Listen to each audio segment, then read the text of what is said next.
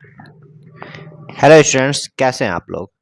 देखो, आज फिर से हम लोग आ गए एक नए चैप्टर का मॉक टेस्ट लेकर, जिसका नाम है कृषि। एग्रीकल्चर इसे कहते हैं और ये भी चैप्टर आपको ज्योग्राफी से लिया गया है। तो देखिए, आज इस चैप्टर का जितने भी इम्पोर्टेंट क्वेश्चन हैं उसको लेकर आए हैं। तो जो भी स्टूडेंट्स हमारे इस चैनल पर नए हैं वो इस चैनल को सब्सक्राइब कर सकते हैं, ताकि आपको हमारा सारा वीडियो मिल सके। ठीक है, और जो भी स्टूडेंट्स प्लेलिस्ट नहीं देखे हैं वो प्लेलिस्ट पे जाइए, और बहुत सारा वहाँ पे मॉक टेस्ट डाला हुआ है हर एक चैप्टर का, ज्योग्राफी, हिस्ट्री, वहाँ से आप लोग देख सकते हैं। तो चलिए शुरू करते हैं। फर्स्ट क्वेश्चन क्या है।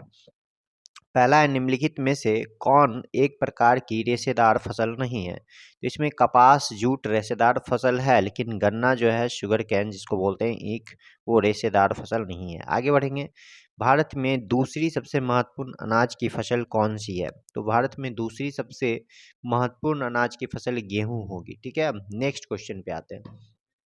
गेहूं किस प्रकार की मृदा में अच्छी तरह उगता है। तो गेहूं जो है वो पीली मृदा, मृदा का मतलब मिट्टी होता है, यानी क्या ये येलो सॉइल में जो है वो अच्छी तरीके से उगता है गेहूं। नेक्स्ट क्वेश्चन पे आते हैं। मैं एक ऐसे राज्य के जंगल क्षेत्र में रहता हूं जहां पर खेती योग्य भूमि पर सबका अधिकार है, परंतु उसे कितनी जमीन खेती के लिए दी जाएगी उसके लिए लॉटरी निकाली जाती है। मैं किस राज्य में रहता हूँ या रहती हूँ। तो इसका सही आंसर आपको मिजोरम होगा। ठीक है, मिजोरम में ही ऐसा कंडीशन है कि वहाँ पे लॉटरी निकाला जाता है। ठीक है, आगे बढ़ते हैं हम लोग। निम्नलिखित में से कौन सा भारत में फसल की पैदावार में सुधार करने के लिए एक विधि नहीं है। तो इसका सही आंसर होगा, देख लीजिए, ऑप्शन पढ़ लेते हैं। खेती में सुधार, किस्म सुधार, भंडारण में सुधार। तो इसका सही आंसर हो जाएगा भंडारण में सुधार।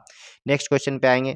यदि कोई किसान अपने खेतों में उर्वरकों और कीटनाशकों के अधिक का उपयोग करके बार बार धान की फसल उगाता है, तो इस आचरण से उसके खेत की मृदा बंजर हो जाती है। ठीक है, बंजर हो जाएगी। नेक्स्ट क्वेश्चन पे आएंगे। निम्नलिखित जानकारी के आधार पर फसल की पहचान करें। इसे गोल्डन फाइबर के रूप में भी जाना जाता है।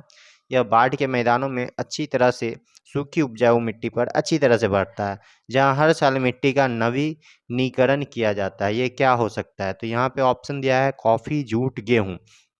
तो इसका सही आंसर हो तो इसका सही आंसर हो जाएगा जूट। ठीक है, ऑप्शन नंबर 2 जूट हो जाएगा इसका सही आंसर। ठीक है, सूखी उपजाऊ मिट्टी पर अच्छी तरह से बढ़ता है, जूट बढ़ जाता है। ठीक है, आगे बढ़ेंगे नेक्स्ट क्वेश्चन पे। डैश उर्वरक में अग्रणी स्थान लेते हैं। Nitrogen, phosphoric, potassic.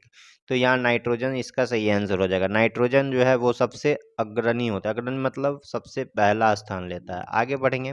ज्वार एवं बाजरा निम्न में वृद्धि करता है। तो ज्वार एवं बाजरा निम्न में वृद्धि करता है, यानी कम नमी पे ये वृद्धि कर जाता है, ग्रो कर जाता है। आगे बढ़ेंगे 10 नंबर पे।